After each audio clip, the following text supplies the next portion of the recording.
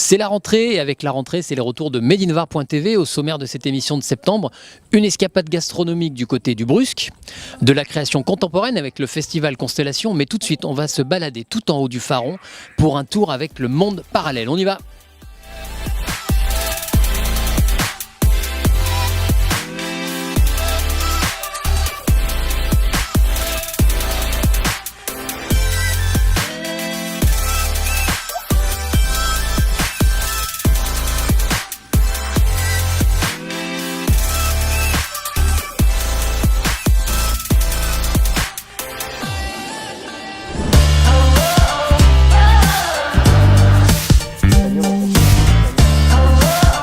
Alors ce sidecar, il est tout confort. Ce sidecar est tout confort, fabriqué sur mesure pour le plus grand plaisir de nos hôtes. Et plutôt que de longues paroles, là, moi ce que je vous propose c'est de monter dans le side et vous allez vite comprendre ce que ressentent les clients.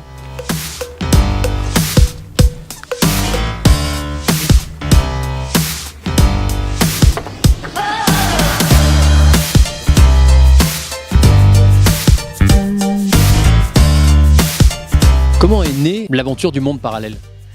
Alors le monde parallèle est né d'une expérience en Chine. Ça fait 20 ans que j'accompagne des structures commerciales en Chine et notamment ces derniers temps dans le tourisme. À partir de là, j'ai voulu recréer un petit peu en France ce que nous avions mis en place là-bas, à savoir un produit plus intimiste, un produit très confort, très sécure, innovant, etc. Et voilà, c'est comme ça qu'on a commencé à travailler sur le monde parallèle. Donc vous avez aujourd'hui un stand à la sortie du téléphérique du Faron et vous proposez diverses formules de balade. Oui, l'idée c'est la reconnexion avec la nature. Donc du coup on n'a que des produits, nous n'avons que des produits sans fenêtre, des produits qui permettent de voir, de sentir, etc. Les deux premières activités sont trottinettes, mais trottinettes électriques tout terrain. Quand on a dit trottinette, on peut s'imaginer petite trottinette de ville. Non, 1,90 m de long, plus gros qu'un VTT, de grandes roues à l'avant. Trottinez un tout petit peu et vous commencez à accélérer.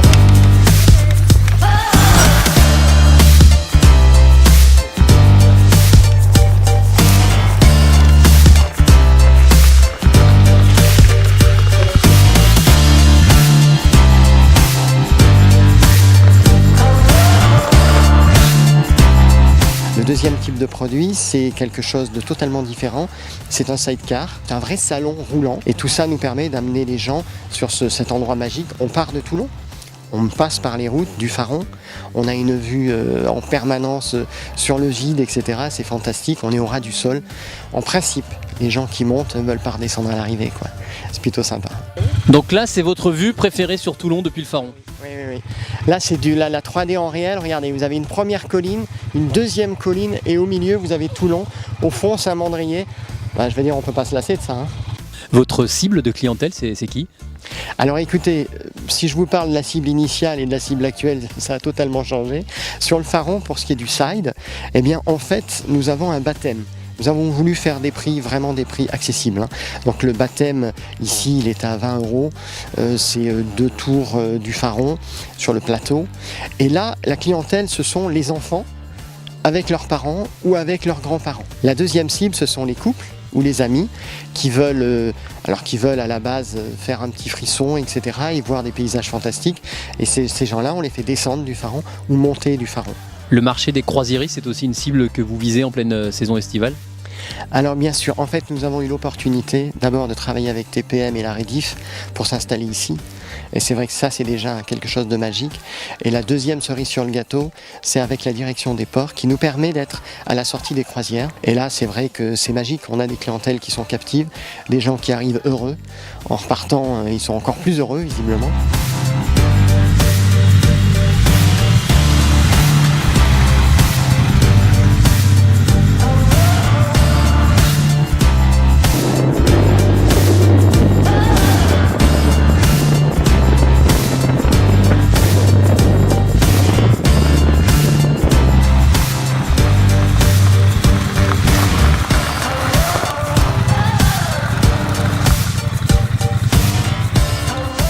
Là, on est sur la face cachée du Pharon, en fait. Oui, exactement.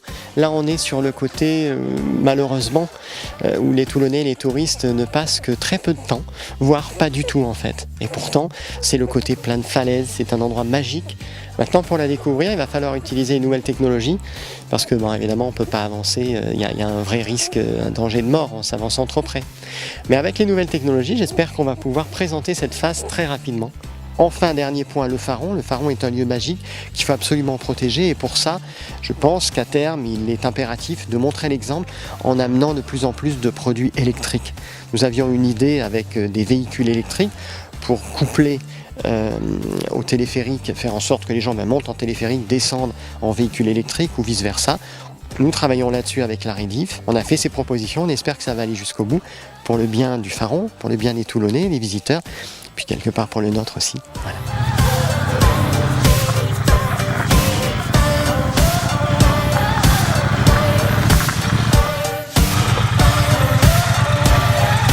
Merci Virginie pour cette escapade extraordinaire. J'avais l'impression d'être dans le canapé de mon salon. Maintenant, on file au Brusque, retrouver Marie Tabaki pour son portrait de chef du mois.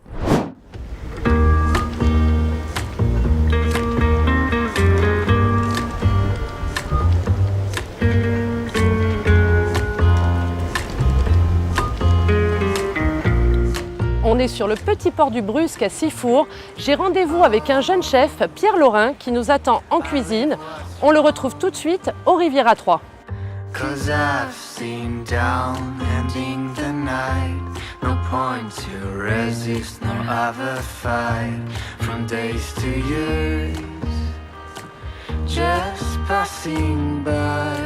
Alors ma formation, en fait, j'ai commencé au lycée hôtelier de Toulon, un lycée Saint-Louis qui maintenant s'appelle Anne-Sophie Pic, où j'ai pu faire le bac technologique et le BTS, ainsi qu'une licence.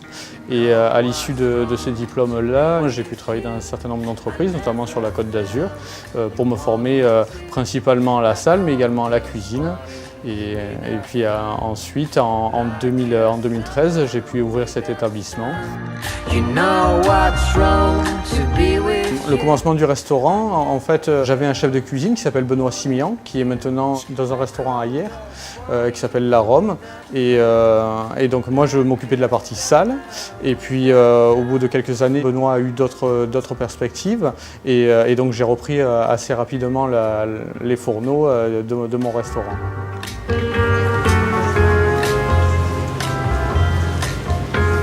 C'est de la liche, c'est un poisson de Méditerranée qui se pêche au leurre et souvent c'est de très gros gabarits.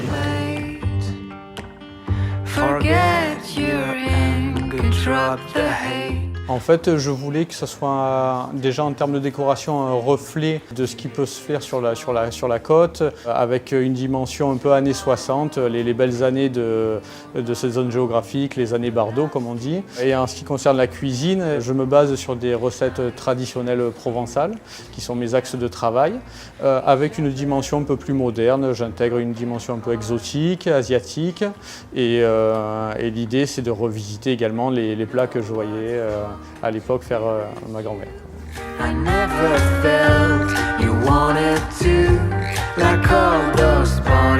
J'ai également une philosophie de travail qui mise beaucoup sur la qualité du produit. Je m'efforce de sélectionner des produits si possible locaux. Alors je travaille avec un maraîcher qui se trouve juste à côté sur la commune de Sifour.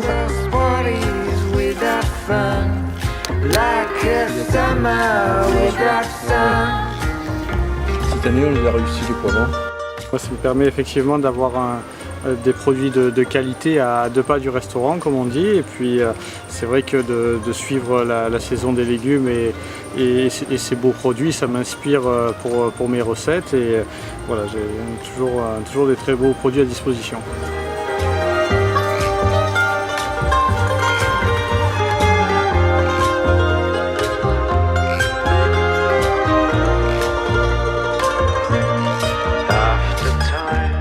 En fait, nous sommes partis sur une carte avec un dénominateur commun, à la fois sur le midi et sur le soir.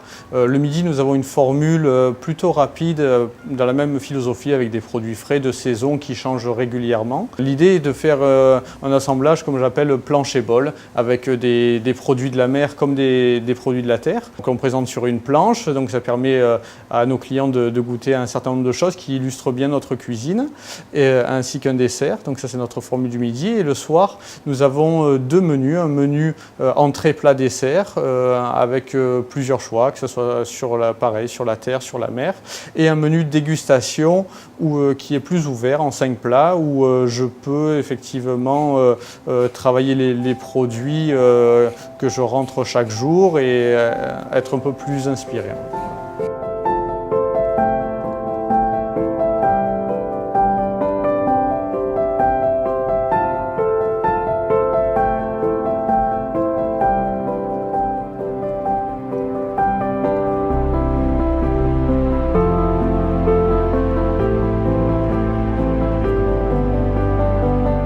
Grâce à cette formation qu'a ma compagne Sarah qui s'occupe de la salle, on essaye de faire grandir chaque jour notre carte des vins. Et ce qui est intéressant, c'est qu'on traverse les régions pour s'approvisionner, donc on rencontre également les différents domaines. Très fruité,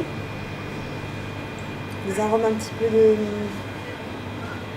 fruits comme la pêche, mais avec beaucoup de fraîcheur.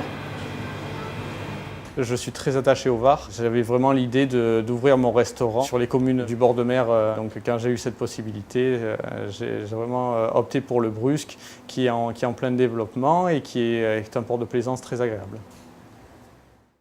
Rencontre maintenant avec Franck Micheletti qui nous présente la 8e édition du festival Constellation, des balades urbaines en danse et en musique, un sujet réalisé en partenariat avec le magazine Cité des Arts.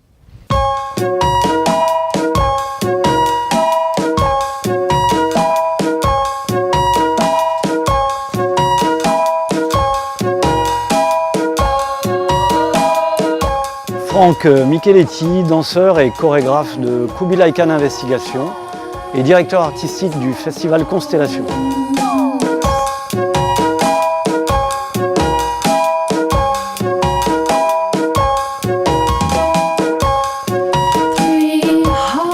Alors, le festival Constellation est un festival qui prend la ville comme terrain de jeu. Il est pluridisciplinaire, donc on y voit de la danse, du théâtre, des formes renouvelées de théâtre, des conférences, on y écoute de la musique, on y voit des installations, on y voit des premières de films. Et puis c'est un festival qui est itinérant.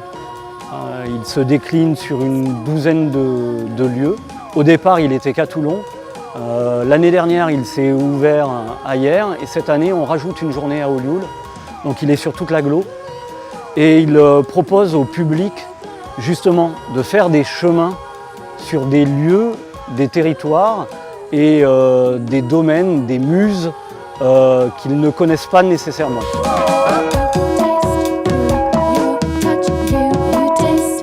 D'où les constellations. Donc l'ADN de Constellation, c'est d'être à la fois d'ici et de là-bas. Donc d'ici en affirmant une programmation très local. Il y a Potochkin, il y a Guillaume Cantillon, donc il y a vraiment des artistes qui vivent en région et travaillent en région.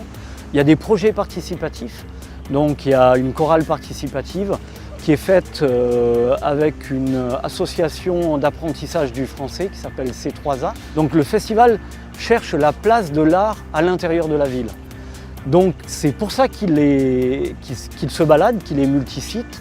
C'est pour ça qu'il sort aussi des endroits dédiés à l'art.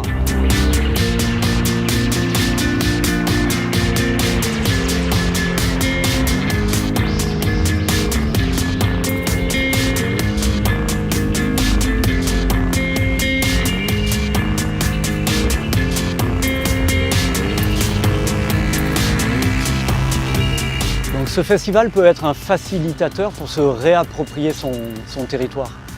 Je crois foncièrement à une équation territoire, œuvre artistique et public. À savoir, sans scène, sans mise en scène, gros éclairage, juste dans une balade, dans une relation directe, avec innocence, avec une spontanéité et avec une envie de remettre les enjeux sur le tissu social. Donc je pense que Constellation cherche à être au plus près de la vie dans les villes, son plaisir à redécouvrir sa ville, à découvrir des lieux dans des nouveaux usages et à être un baladeur souriant d'une culture joueuse, inventive, créative et vitale.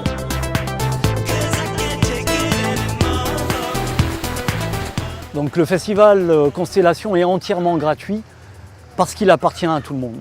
Venez à Constellation, vous appropriez le festival Constellation, il est pour vous, il est fait pour vous. C'est tout pour ce mois-ci. On se retrouve très vite sur medinvar.tv et en attendant, surtout, on like, on partage et on regarde. On regarde, on se connecte.